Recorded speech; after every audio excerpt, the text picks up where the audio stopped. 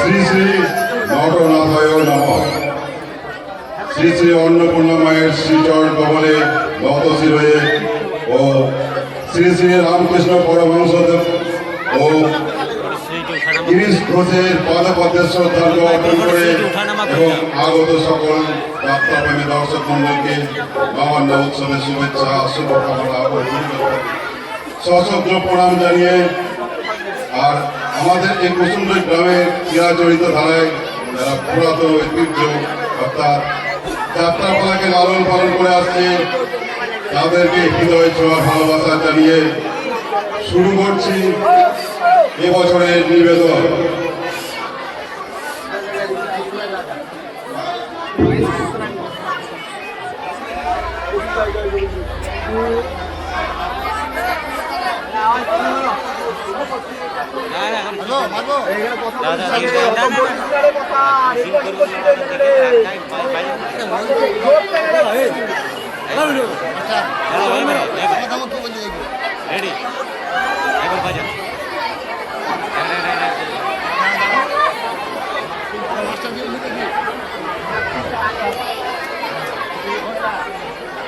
Ready ready বলো ready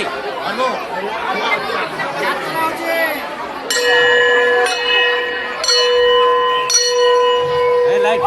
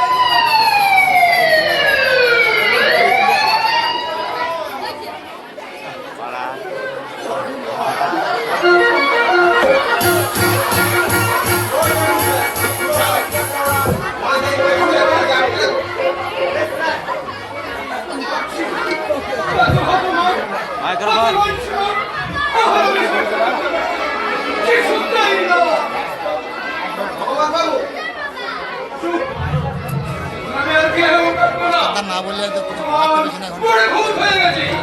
আগামী সেই ভগবানের প্রেতাত্মা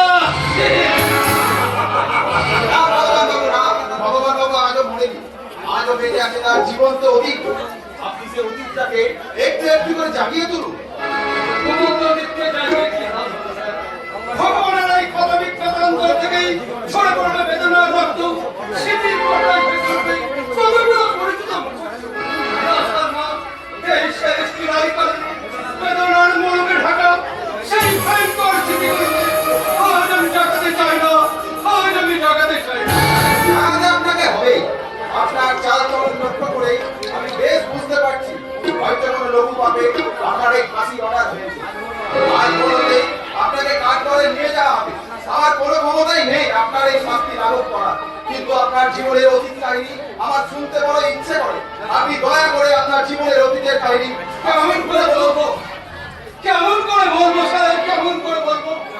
চক্রান্তের রাহুল কাছে তরিয়ে নেওয়া আমার সেই সোনার সংসারের কাহিনী কেমন করে শোনাবো? বাবা মা নামক পথের কাটাকেই সৌভাগ্যের রাজপথ থেকে অনাগত ছেড়ে ফেলে দাও আমার সেই সুযোগ্য পুত্রের নির্মম ইতিহাস। আপনাকে বলতেই হবে, আমি শুনবো। বেশ, তবে শুনুন স্যার, আমার নিজের হাতে গড়া গ্রাম এই শান্তিপুরের কথা। এই শান্তিপুরের পরে নিবন্ধন সন্ধ্যাবেলায় তুলসী তলায় মহিম চালিয়ে সংসারের মঙ্গল কামনা করত।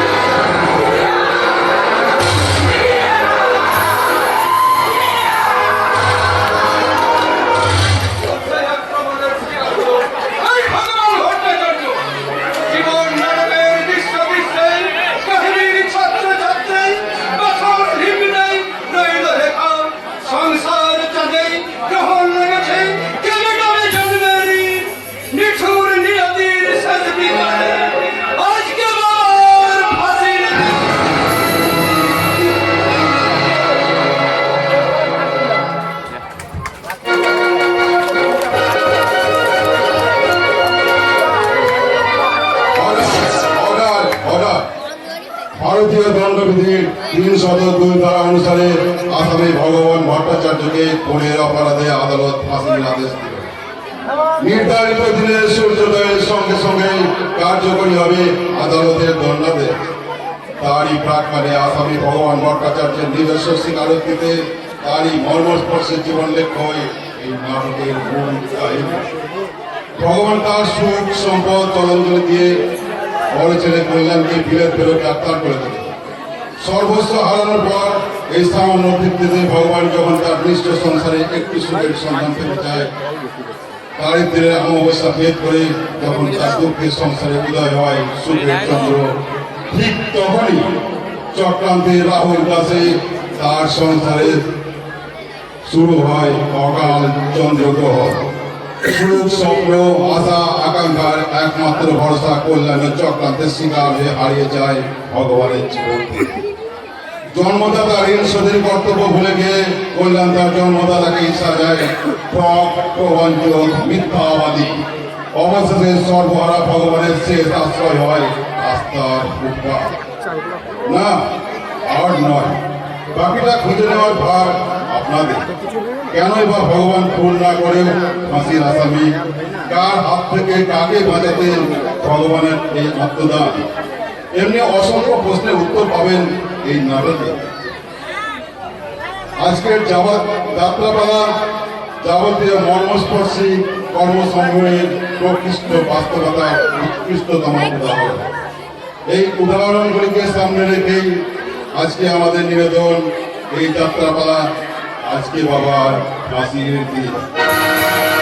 পরিচালনায় কুসুম দই নাট্য সংস্থা, উপস্থাপনা রাজীব মন্ডল, বিধানচন্দ্র মন্ডল ও উত্তম ঘোষ, সহ-নির্দেশনায় কানাই মুখার্জি ও ইন্দ্রনাথ মুখার্জি, মঞ্চসজ্জা সমাধি দাস ও রমজান,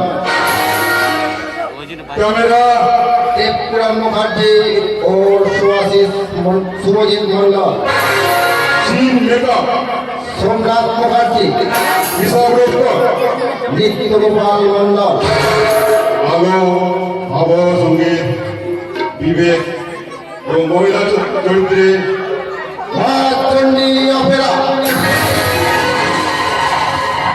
ভগবান ভট্টাচার্যের চরিত্রে অর্জুন মন্ডল, কল্যাণের চরিত্রে চন্দ্রদেব মন্ডল, অম্লানের চরিত্রে সন্তোষ ঘোষ, কিংসুক মাহিনীর চরিত্রে নিত্যগোপাল মন্ডল, শিবের চরিত্রে তন্ময় মন্ডল, অশোকের চরিত্রে তাপস মন্ডল, ধরণীর চরিত্রে উদয় ঘোষ, গৌতমের চরিত্রে রাজেশ মন্ডল, কাঞ্চার চরিত্রে দীপ ব্যানার্জি, লকাইয়ের চরিত্রে রঞ্জিত মাল, সাদার চরিত্রে প্রিয়জিৎ ঘোষ, ভজহরি চরিত্রে হেমন্ত মন্ডল, অ্যান্টনির চরিত্রে সুরাশিস মন্ডল, মিস্টার রায়ের চরিত্রে কালী সাধন মুখার্জি, গার্ডের চরিত্রে উত্তম মন্ডল, কয়েদির চরিত্রে অর্পণ ঘোষ ও জীবন লেখ, রামময়ের চরিত্রে কোয়েল মন্ডল, প্রিয়াঙ্কা ঘোষ, শিবানী লেখ, অপরিতা মন্ডল এবং প্রীতি মন্ডল। শুরু করতে চলেছি ডাক্তার তাপস রচিত অশ্রু সাগর সামাজিক যাত্রাপালা সংসার চাঁদে গ্রহণ লেগেছে কে মেধাবী জন্মের ঋণ। নিঠুর নিয়তির শেষ বিচারে আজকে বাবার ফাঁসি, আজকে বাবার ফাঁসি, আজকে বাবার ফাঁসি।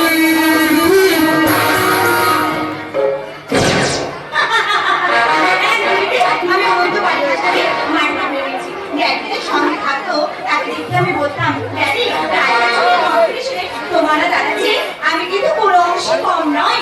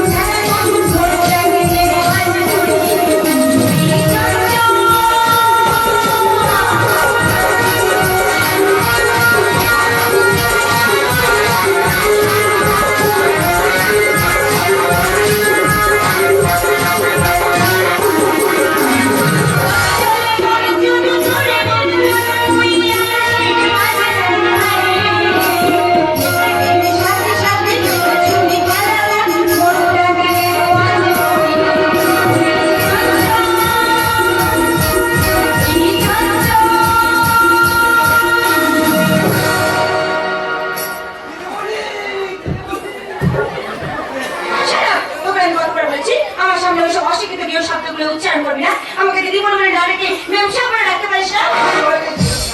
যা, তুই শিকারটা গাইতে তুলে নিয়েছিস তো? What? তুলে আনিসনি? কিসের গোলমাল? মাইকেল ফোন দাও, মাইকেল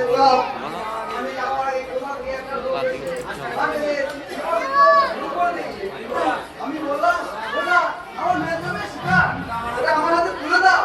তারপর লোকটা আমার ভোগ দিয়ে বললো মাইকেল ফোন কর। আমি ওর পান বাজিয়েছি, ভাই হাতটা আমার।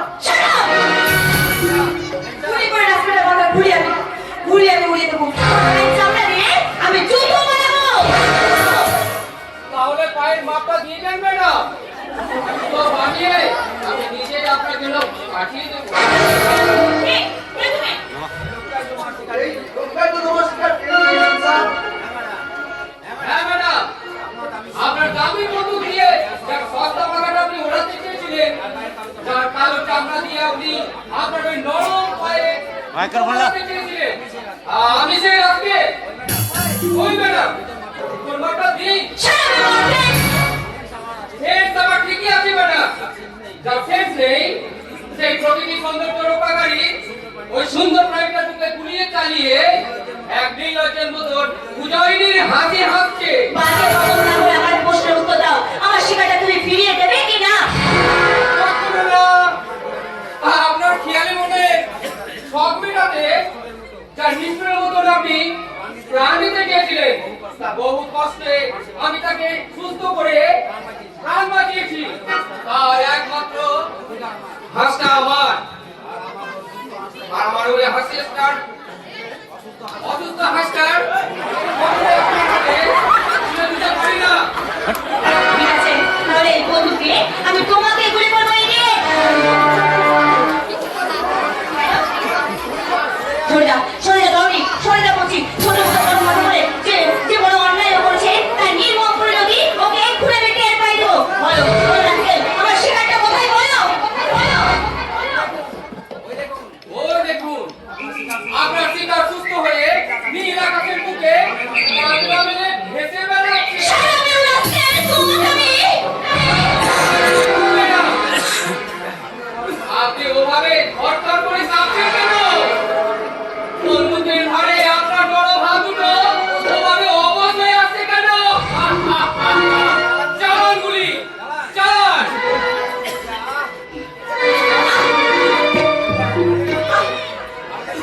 পারলেন না তো? হাতে বন্দুক থাকলে গুলি চালানো যাবে ম্যাডাম, তার জন্য চাই হিম্মত। এখন বলছো আমার বন্ধুটা ফিরে দাও, নাহলে কিন্তু ভীষণ খারাপ হয়ে যাবে। এই বন্দুক মাইকেল ফোন এখনই থানা থানায় গিয়ে আপনার নামে রিপোর্ট করবো। এই বন্ধু দাও বলে বিরাট ঝামেলা হয়ে যাবে। তার কারণ ওই বন্ধুকে তার মানে লাইসেন্স করা আছে। ধরনি তোমার মেনসানকে বলো এই প্রকাশ দিবালকে লাইসেন্সিং বন্দুক নিয়ে এক নিরপরাধ ভদ্রলোককে মৃত্যু দেখানোর শাস্তিটা যেন মাথা পেতে নেয়। আমরাই দিব। মাইক্রোফোন ধরো।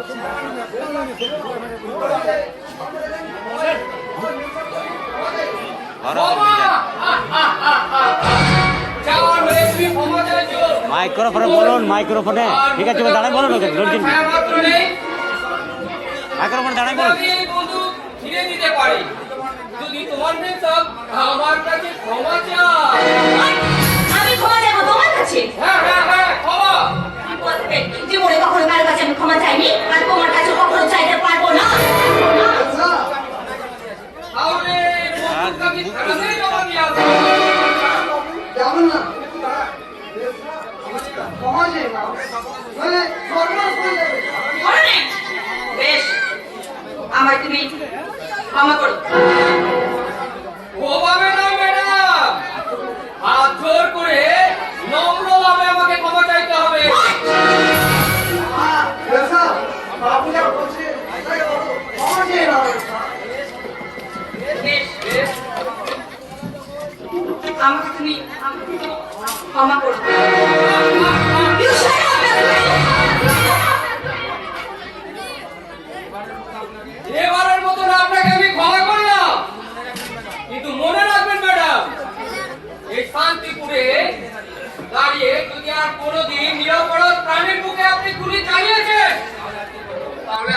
মতন শুধু এই বন্দুকটাই কেড়ে নেব না, সেই সঙ্গে আপনার ওই নরম হাত দুটো আমি মুচড়ে ভেঙে দেব। You doctor? মনে রাখবে। আমি এই বন্দুকের গুলিতে শেষ বানাবো সর্দার।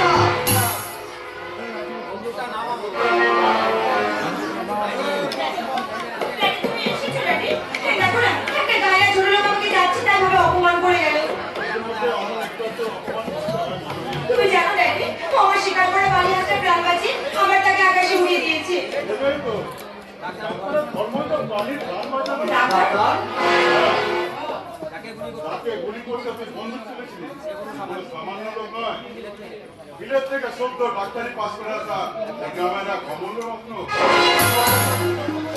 যে কিনা বিশ্বের 10 জনের মধ্যে একজন হয়ে আমাদের ভারতবর্ষে এই শান্তিপুরের মুখ উজ্জ্বল করেছে। সেই বিলেটপুর ডাক্তার এই মানে এই গ্রামে? হ্যাঁ মামনি, শান্তিপুরের দিন দরিদ্র ব্রাহ্মণ ভগবান ভট্টাচার্যকে নির্দোষ করে ওকে খালি একমাত্র মনের শ্রদ্ধালিতে কিন্তু ড্যাডি, আমি কিছুই বুঝতে পারছি না। ঠিক আছে। হ্যাঁ, এ ধরনের তুই এক কাজ কর। তুই বরং তোর ব্যান সাহেবের কাছ থেকে বন্দুকটা নিয়ে গিয়ে মাইক্রোফোনটা নেন। ব্যান সাহেব আবার বড্ড বেশি সেন্টিমেন্ট। হাতে বন্দুক পেয়ে কখন কি করে বসে তার কোনো ঠিক নেই। ঠিক আছে বাবু, দাও, দাও বলছো। একটা কথা মনে রাখবেন না, বল কখন জিততে গেলে হাতে কানি কাটা আঁচড় লাগতে পারে, সাবধানে তুলবে। তুমি শুনলে ড্যাডি? অন্য কিছু বলেনি মামনি। হ্যাঁ, তোকে বলছিলাম। আমি বলতে চাই, অপমান আপনি এত সহজে বলে যাস না। অপমানের আগুনটাকে মনের মধ্যে দ্বিগুণ করে জ্বালিয়ে দে। তোর শিকার ছিনিয়ে নিয়ে তোকে যেভাবে অপমান করেছে তার পথ মানিতে ওকেই তুই স্বীকার করে দে। কি হবে ড্যাডি? বাবা হয়ে তোকে একদিন বোঝাও আমি বলছিলাম মা তোর সাথ শিকারকে যেভাবে যৌবনের টোপ ফেলে দেহের লোক কাটিয়ে ড্যাডি, বললেন শুধু একটা রত্ন নয় মামনি, একটা অপরন্ত রত্নের খনি। একবার প্রবেশ করতে পারলে সারা জীবন তোরা সুখের অভাব হবে না।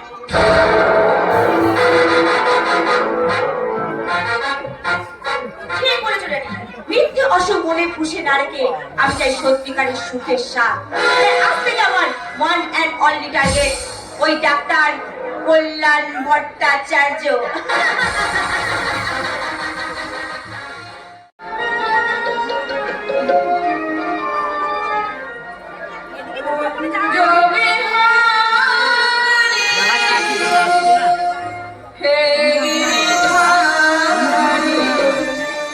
তোমার চরণ শরণ নিয়া, তোমার চরণ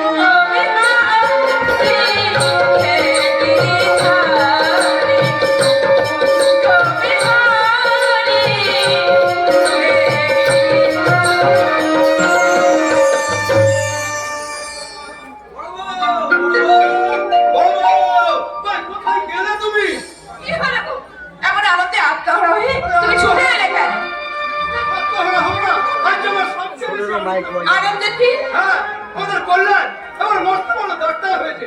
এই, তাই নাকি? হ্যাঁ, এই দেখো, এই খবরের কাগজে তার ছবি ছাপিয়েছে। হ্যাঁ, আমাদের খবরের কাগজে কল্যাণের ছবি। ওই দেখি। দাও তো। বাবা। বিলিতি পোশাকে আমাদের কল্যাণকে কি সুন্দর মানিয়েছে দেখো। ঠিক যেন সাহেব। এই ভগবান ভট্টাচার্যের পচা পুকুরে যেমন একটা সোনার পদ্ম ফুটবে কেউ ভেবেছিল বড়? তুমি ঠিকই বলেছো। আমার জীবনের সবচেয়ে বড় স্বপ্নটাই সার্থক হয়েছে বড় বউ। আমি আমার যথাসর্বস্বের বিনিময়ে কল্যাণকে মানুষের মতো মানুষ করতে পেরেছি। এটাই তো আমার সবচেয়ে বড় পাওয়া। আর আমার উপর পাওয়াটা কম কোথায় গো? বিলিতপুর ডাক্তার সন্তানকে গর্ভে ধারণ করা এই যে মহাভাগ্যের কথা। না। ও সব কথা আমি মানি না বড় বউ। এই কথাই বলে না, এই ভালো বাবা মা না হলে নাকি ভালো সন্তান জন্ম হয় না। আমি মূর্খ সূর্খ মানুষ, লেখাপড়া জানি না, কিন্তু তোমার পেটে তো একটু বুদ্ধি আছে। আর তোমার এই বুদ্ধি পেয়ে স্যার কল্যাণ আজ এত দূর এগোতে পেরেছে। দেখো না, শুধু আমার একার জোরে এই শান্তিপুর গ্রামের ছেলে কল্যাণ মস্ত বড় ডাক্তার হতে পারেনি। তোমার সৎ বুদ্ধি, সৎ সাহস দিয়েছিলে বলে কল্যাণের আজ এত বড় উন্নতি হয়েছে। হ্যাঁ, তবু আজ এই আনন্দের দিনে আমার মনটা বড্ড খারাপ করছে। সেদিন অ্যাক্সিডেন্টে যদি অম্লান পঙ্গু হয়ে না যেত, তাহলে আমার অম্লানও হয়তো কল্যাণের মতো। চুপ করো বড় বউ, চুপ করো। আজকের এই আনন্দের দিনে সেসব কথা নয় বাবু। জানো বড় বউ, কল্যাণকে বিলেতে পড়াতে আমি নিজেকে একেবারে সর্বশান্ত করে ফেলেছি। হঠাৎ যদি আমার কিছু হয়ে যায় তাহলে আমার অম্লানকে কে দেখবে? কিন্তু আজ আমার কোনো চিন্তা নেই। আমার কল্যাণ ডাক্তারি পেয়েছে, সেই আমার অম্লানকে দেখবে, আর সেই আমার একমাত্র মেয়ে চন্দ্রাকে উপযুক্ত ঘরে ঘরে বিয়ে দিয়ে বাবা, মা, বাবা,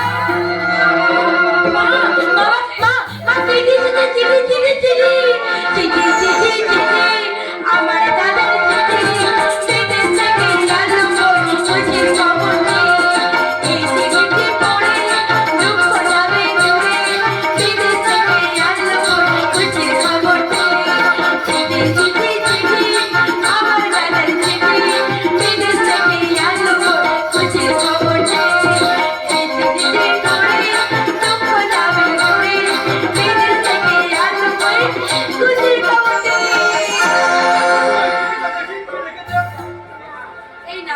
এই নাও।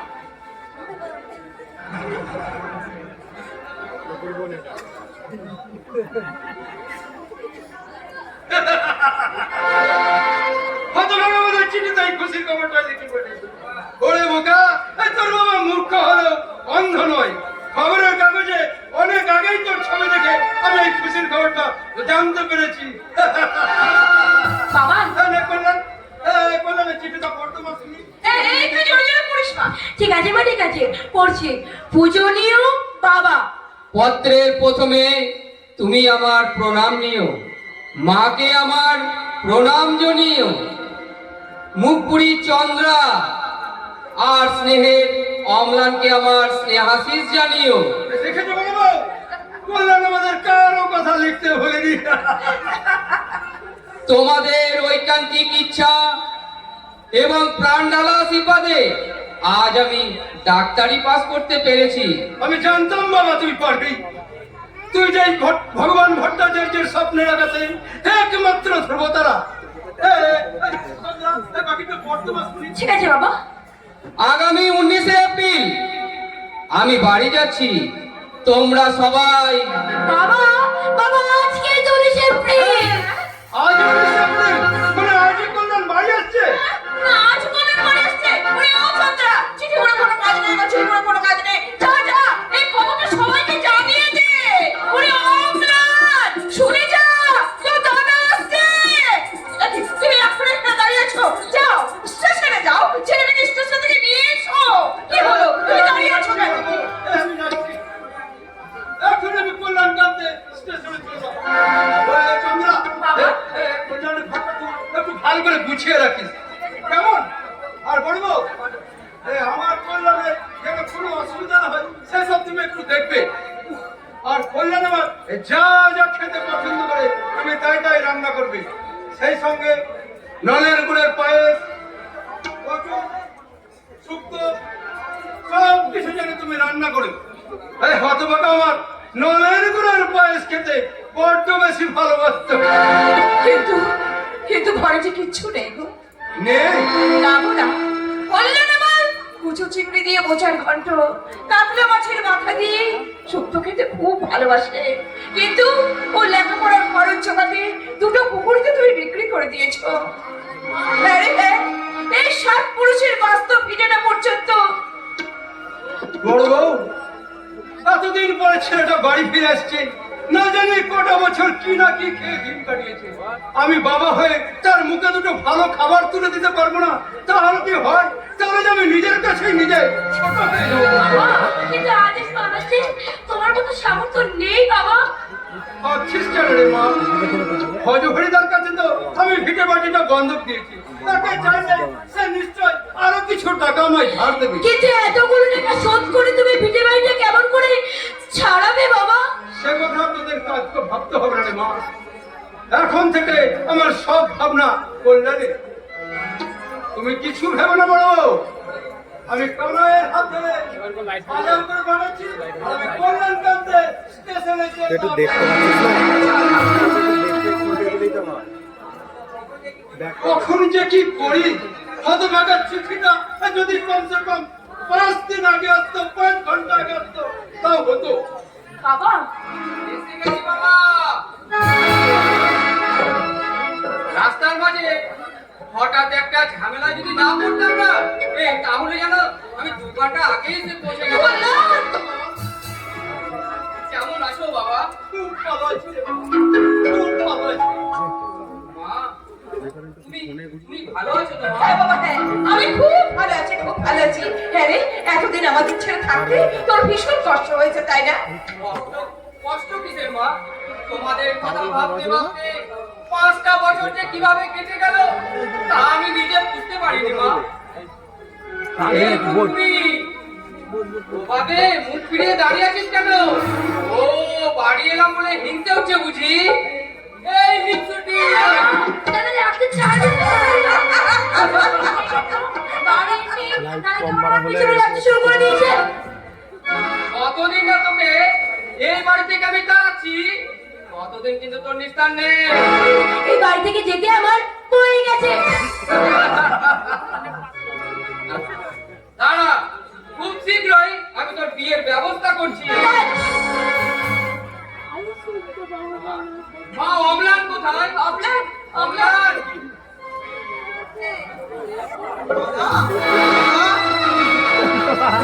অম্লান, হাই আমার। তুই আছিস তো? হ্যাঁ দাদা, খুব ভালো আছি। আমার জানো দাদা, আমাদের গ্রামের সবাই বলা বলি করছে তুমি নাকি মস্ত বড় ডাক্তার হয়েছো, আর ওই খবরের কাগজে তোমার নাকি ছবি বেরিয়েছে। ছবি এসেছে, এই দেখো না, কত সুন্দর ছবি। বাহ! বাহ! আমার কাছে এত এই জগতের মাঝে আমার দাদার সম্মানটা ছোট হয়ে যাবে না তো? এক চর মারবো পাখি। ওরে বোকা, শিক্ষার মাপকাঠিতে কখনো সম্পর্কের বিচার করা যায় না রে। আমি যত বড়ই ডাক্তার হই না কেন, আর তোর শিক্ষার মান যতই কম হোক না কেন, তোর আর আমার সম্পর্কের বন্ধন কখনো ছিন্ন হবে না ভাই। কারণ তোর আর আমার দুজনার শরীরে বইছে একই রক্ত, আর সেই রক্ত আমাদের বাবা এই ভগবান ভট্টাচার্য। কল্যাণ দাদা, পড়াশোনাতে তো পড়ে ভালোই ছিলি, কিন্তু অ্যাক্সিডেন্টের পর তোর যদি পাটা পঙ্গু না হয়ে যেত তাহলে কেউ বড় কিছু হতে পারত।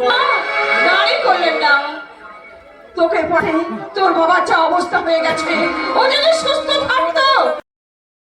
আমি যে বিলেত হলো ডাক্তারের একমাত্র ভাই, এই সৌভাগ্যটাই বা কজনের কপালে জোটে বাবা।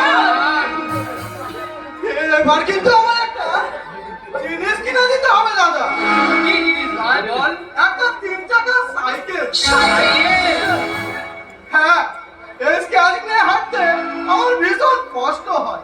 সেই 3 চাকার সাইকেলে চড়ে আমি সারাটা দিন গোটা গ্রাম ঘুরে বেড়াবো। বেশ, নিশ্চয়ই দেব। প্র্যাকটিস শুরু করে তোমার জন্য একটা 3 চাকা সাইকেল কিনে দেবো। আর আমার কিছু দিবি না দাদা? ওরে বাবা, তা তো বড় চাই। কি দেবো বাবা? মা কি দেবো? দেখ কি দিবি দেখ। মনে পড়েছে, ওর জন্য আমি একটা লাল টুকটুকে বল কিনে দেবো। না, অনেক হয়েছে। বড় বউ, তুমি আমার ব্যবস্থা করো। ঠিক আছে। আমি বাজার করতে শুরু করবো। বাজার থেকে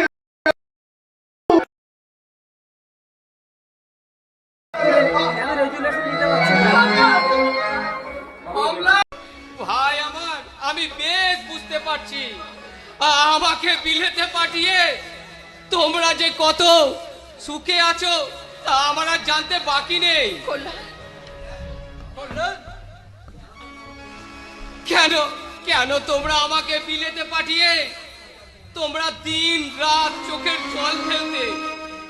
আমি কি সেখানে অনাহারে ছিলাম? আমার জন্য ওই অম্লান ভাইকে তোমরা একটু সামান্য পায়েসটুকু খেতে দাওনি? দুঃখ করিস না বাবা, দুঃখ করিস না। আজকে আমি তোদের জন্য নলের গুড়ের পায়েস বানিয়ে দেবো। আয় দেখি দেখি দেখি, আজকের দিনে এমনি করে কি কামতে আছে নাকি? ওই দেখি, আয় এদিকে আয়।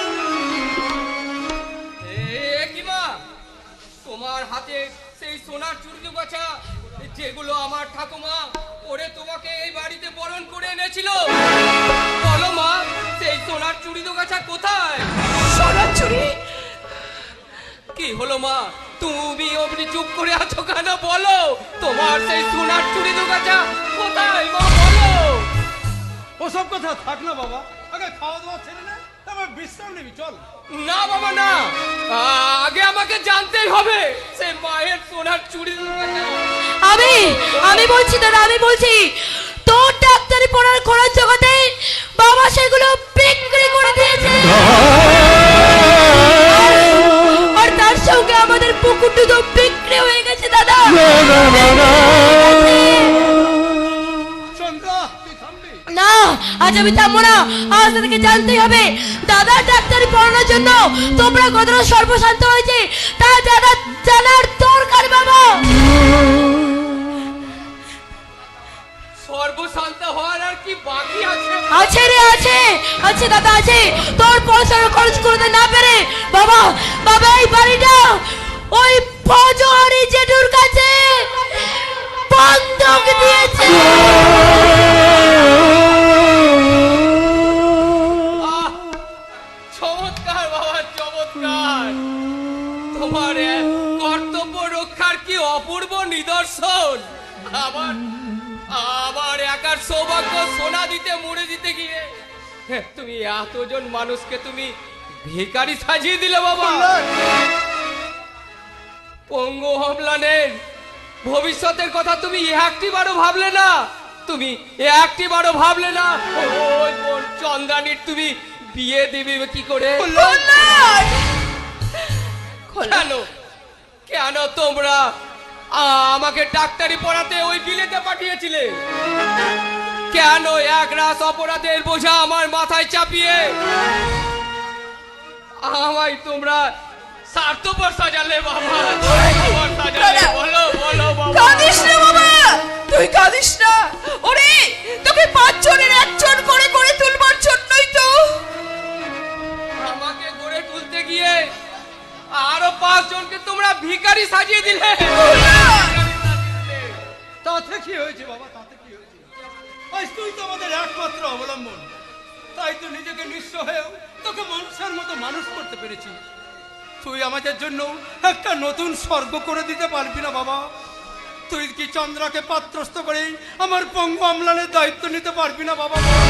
বল বাবা, বল। কল্যাণ বল। আমি পারবো বাবা, পারবো। আমাকে আমাকে যে পারতেই হবে। আমি নিজে চন্দ্রার বিয়ে দেব। অম্লান ভাইয়ের আমি সারা জীবনের দায়িত্ব নেব বাবা। কল্যাণ, আর আমার শ্রদ্ধা ভক্তি ভালোবাসা দিয়ে আমি নতুন করে গড়ব তোমাদের জন্য এক নতুন স্বর্গ। তারপর সেই স্বর্গের মাঝে আমি আমার ভক্তির সিংহাসনে বসিয়ে আমার এই ভগবতীকে বসিয়ে ভজনা করে বলবো, জননী জন্মভূমিষ্ঠ স্বর্গাদপি গরিয়সি। তেমনি তেমনি এই ভগবতীর পাশে আমার এই ঈশ্বর, আমার এই দেবতাকে আমি তো ভজনা করে বলবো, পিতা স্বর্গ, পিতা ধর্ম, পিতা হি পরমং তপ, প্রিয়ন্তে সর্বদেবতা। বাহ বাহ, অপূর্ব অপূর্ব। বাবা মায়ের প্রতি তোমার অশেষ শ্রদ্ধা ভক্তি আমাকে দারুণ ভাবে মুগ্ধ করেছে বাবাজি। তোমার ছেলে বিলেত থেকে ডাক্তারি পাস করে এসেছে শুনে আনন্দে নিজেকে আর ধরে রাখতে পারলাম না, তাই নিজেই চলে এলাম। বেশ করেছেন, আপনি বসুন, আমি আপনার জন্য এক্ষুনি চা করে নিয়ে আসবো। ওঠান, এবার যেদিন আসবো একেবারে পেট পুড়ে খেয়ে যাব। আপনাকে তো ঠিক চিনতে পারলাম না। চিনবে কেমন করে বাবাজি, আমি তো এতদিন কলকাতায় ছিলাম, এই কয়েক বছর হলো গ্রামের মাটিতে ফিরে এসে একটু সমাজ সেবায় মন দিয়েছি। লাহিড়ী মশাই, আপনি তো এখানকার নেতা, এই গ্রামে একটা হাসপাতাল গড়ে তুলে দেওয়ার ব্যবস্থা করুন। সেখানে আমার কল্যাণ ডাক্তারি করবে, এখানে অনেক গরিব মানুষের সেবা শুশ্রূষা হবে। সেই জন্যই তো আমার এখানে আসা হচ্ছে। কল্যাণ বাবাজিকে আমার বাড়িতে নিয়ে গিয়ে এ ব্যাপারে বিশদে আলোচনা করতে চাই। মানে হাসপাতালটা ঠিক কোন জায়গায় হলে মানুষের সুবিধা হবে, কোন ওয়ার্ডটা কোথায় বানানো হবে, তারপর ওটি রুম, এমার্জেন্সি রুম ইত্যাদি ইত্যাদি। কাকা বাবু, তোমার জন্য গর্বে অহংকারে আমার মাথাটা উঁচু হয়ে গেছে বাবাজি। তুমি শুধু এই গ্রামের গর্ব নও, তুমি সারা ভারতবর্ষের গর্ব। তোমার জন্য আমাদের এই শান্তিপুর গ্রামের নামটা চিরকাল স্বর্ণাক্ষরে লেখা থাকবে। সবই আপনাদের আশীর্বাদ কাকা বাবু। তাহলে তাহলে তুমি আমায় কথা দাও বাবাজি, শুধুমাত্র আলোচনার জন্য নয়, তুমি আমার নিমন্ত্রণ স্বীকার করে আমার বাড়ি যাবে। কথা দাও বাবাজি। আমি বড় আশা করে আমি আপনাকে কথা দিচ্ছি লাহিড়ী মশাই, আপনার আমন্ত্রণ রক্ষার জন্য আমার কল্যাণ কালই আপনার বাড়ি যাবে। ধন্যবাদ বচ্চাই, তোমাকে আমার অশেষ ধন্যবাদ। তাহলে এসো বাবাজি, আমি কিন্তু তোমার পথ চেয়ে রইলাম, কেমন? কল্যাণ, জামা প্যান্ট ছেড়ে একটু বিশ্রাম নিবি ভেতরে আয়। আমি তো তখন বাজার করে আনছি। যাও বাবা যাও, তুমি যেমন তোমার কল্যাণের জন্য বাজার থেকে সওদা করতে যাচ্ছ, তেমনি তেমনি কল্যাণ যাচ্ছে তোমার জন্য সংসার বাজার থেকে সুখ শান্তি বাজার করতে। যতদিন না সেই সুখ শান্তি হয় ততদিন সাউক নেই, শান্তি নেই, বিশ্রাম নেই।